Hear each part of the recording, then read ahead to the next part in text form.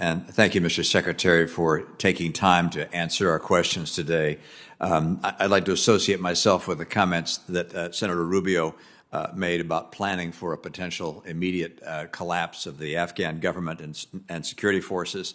It seemed that as the Taliban was running the table throughout Afghanistan, that the prospect of them continuing to run the table by coming into Kabul was a significant probability that should have been planned for. In your view, Mr. Secretary, has the Taliban abandoned their sympathy and collaboration with groups like Al Qaeda and the Haqqani network? Do they continue to have the same aim, and are they of like spirit, or has that relationship been severed?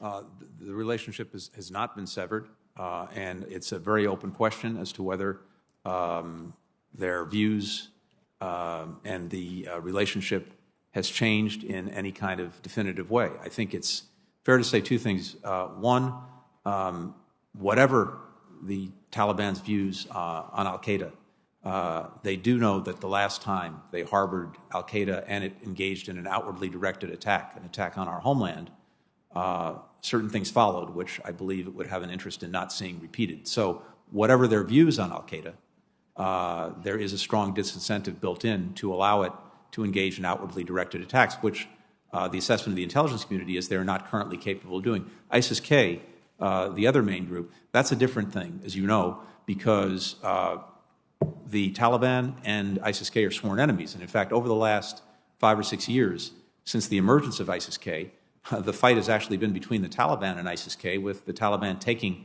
most of the territory that ISIS-K sought to hold on to in Afghanistan. The question there, I think, is less whether they have the will to deal with ISIS-K and more whether they have the capacity.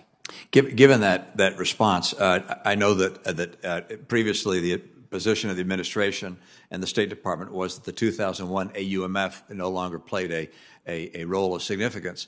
But given the developments in Afghanistan and the Taliban's ongoing collaboration with and sympathy with Al Qaeda and the Haqqani network and like-minded groups, is it not appropriate for the State Department to revisit your recommendation that we abandon the 2001 AUMF? I think, Senator, we need to look to make sure that we have all the authorities that we would need for any potential contingency, including the reemergence as a threat of Al Qaeda or the further emergence of ISIS-K as an outwardly directed threat. If we don't have those authorities, we should get them, whether that means writing new ones, which I think would be the most appropriate thing to do if necessary. We need to look at that. I appreciate your willingness to change your point of view, in part because the conditions that have developed in the most recent weeks.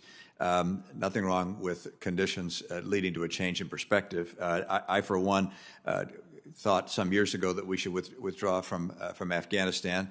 The conditions I saw in the ensuing years convinced me that I was wrong. And I, like Senator Shaheen, was one of those that felt that President Trump was wrong to enter into an agreement to withdraw. I thought President Biden was wrong to enter into an agreement or to continue with that agreement to withdraw. And of course, I was appalled by the disastrous withdrawal process itself. For us today, however, I guess I'd like to focus more on the moral stain of leaving people behind. And understand what we can do to make sure that we are not leaving people behind. I understand we're down to a small number of Americans. It's hard to know exactly how many are left behind. But in terms of legal permanent residence, is your priority just as high to get them out as it is to get out citizens? Or is there a different level of commitment for a legal permanent residence return to the United States relative to a citizen? Senator, our number one priority is American citizens. And that has, I think, long been the case. In this situation in Afghanistan, in this emergency evacuation in Afghanistan, we did everything we could as well to make sure that legal permanent residents, green card holders, would also identify themselves to us. We don't, like with American citizens, we don't know at any given time how many there are in any given country around the world, and to make available resources to help them But our number one priority is any remaining American citizens who wish to leave. I didn't realize there's a secondary level of priority then for a legal permanent resident. If that's the case, how many of them approximately, you said we don't know the exact number, but how many legal permanent residents are we convinced are still in Afghanistan? We don't have an exact number, but it's in the but a round number? In the thousands. Pardon? In the thousands. In the thousands. Likewise, in terms of SIV holders or SIV applicants, or people who've worked with us that have been our partners through the years, how many of them approximately are still in Afghanistan that want to come to the United States? So this is what we're doing an accounting of right now, based on two things: based on the pipeline of applicants as it existed before the evacuation, and then looking at those who we were able to evacuate. We don't have those numbers yet because, as we've moved to evacuate people, a number of them are still at transit points around the world. Others, as but it would be tens of thousands. So, realistically, two things. One, we talked about this a little bit earlier, but of the applicants in the program, and as I said, we inherited about 18,000. About half of those, and this remains more or less the case now, are at a point where it's before the chief of mission has given his or her approval that they are in fact eligible for the program. We focused on the. I was looking for a number, and I guess the question I was leading to was this, which is, given the fact that the SIV process was so slow and not undertaken during the Trump years in a significant way, you sped it up. That's great. Although you knew that there was no way you were going to get all these people out in time. Let me put a final point given the rapid collapse of the Afghan security forces.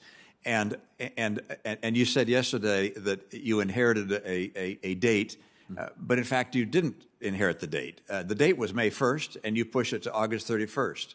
Why didn't you push it much later so that we would have been able to process the SIV applicants as well as those who had worked with us that had not yet applied? I don't understand why a date was actually not inherited and a date was not selected that would be sufficient to actually remove people from the nation in a way that would be in keeping with our moral commitment to honor our citizens, our green card holders, as well as those who've worked with us over the years.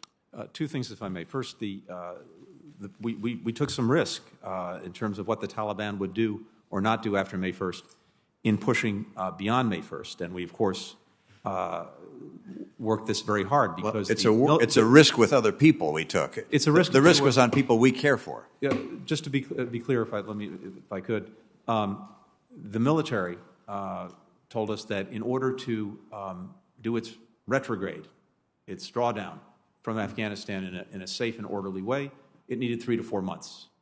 That's why we pushed to move beyond May 1st and to get to the end of August, early September. Second, to your point, which is an important, our expectation was that beyond August 31st, beyond the military drawdown, the government, the security forces, were going to remain in control of Kabul, of the major cities. Our embassy was fully planned to remain up and running. We were leaving about 600 military behind to make sure that we could secure the embassy so that it could continue to operate. We had robust programming planned to include continuing to bring out anyone who wished to leave, notably SIVs. So that was very much the plan and the expectation. What we did not anticipate was that 11-day collapse of the government and security forces. That's what changed everything. Thank you. Senator Murphy. Thank you, Mr. Chairman. Thank you, Mr. Secretary, for spending so much time with us. I think what links our